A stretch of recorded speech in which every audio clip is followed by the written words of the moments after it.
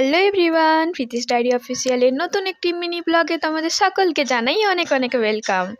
অনেক দিন হলো তোমাদের সাথে সেরকম কোনো আর রান্নার ভিডিও শেয়ার করাই হয়নি, তো ভাবলাম আজকে তোমাদের সাথে একটু রান্নার ভিডিও শেয়ার করি, সাথে কিছু গল্পও করে নিই। তো চলো আজকে কী রান্না করলাম সেটা দেখে নিই আগে। তা সবার প্রথমেই বলে রাখি, বাটা মাছের আজকে ঝোল করব। তো আমার বাটা মাছ খেতে খুবই ভালো লাগে, আর তোমাদের কার কার ভালো লাগে সেটা জানিও।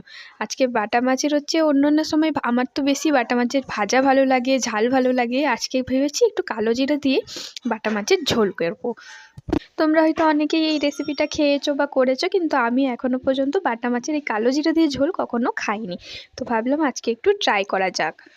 সেই জন্য দেখো সমস্ত রকম সবজি কেটে নিয়েছি, তারপর সাথে করেছিলাম পটল ভাজা আর বেগুন ভাজা। পটল ভাজা বেগুন ভাজা হয়ে যাবার পর মাছের তরকারিটা বসিয়ে দিয়েছিলাম। প্রথমে আলুগুলো আর বেগুনটা হালকা করে ভেজে নিয়েছিলাম, তারপর এখানে মশলাটা কষে নিচ্ছিলাম, সাথে একটু টমেটো দিয়েছিলাম। মশলার মধ্যে ওই আদা রসুন পেঁয়াজটা দিইনি, কালো জিরে ফোড়ন দিয়ে আদা রসুন বাটা আর সাথে কালো জিরে বাটা দিয়ে ভালো করে কষিয়ে নিয়েছিলাম। তারপর কষানো হয়ে গেলে আলু বেগুনটা দিয়েও একটু নেড়েচেড়ে নেব, তারপর জল ঢেলে দেব। জলটা ফুটে উঠলে আগে থেকে ভেজে রাখা বাটা মাছগুলো দিয়ে দেবো। এখানে বাটা মাছের মাথাগুলো আমি বাদ দিয়ে দিয়েছি, দিয়ে মাছগুলো দিয়ে আরও কিছুক্ষণ ফুটিয়ে নিলেই ব্যাস তৈরি আমাদের কালো জিরে দিয়ে বাটা মাছের ঝোল।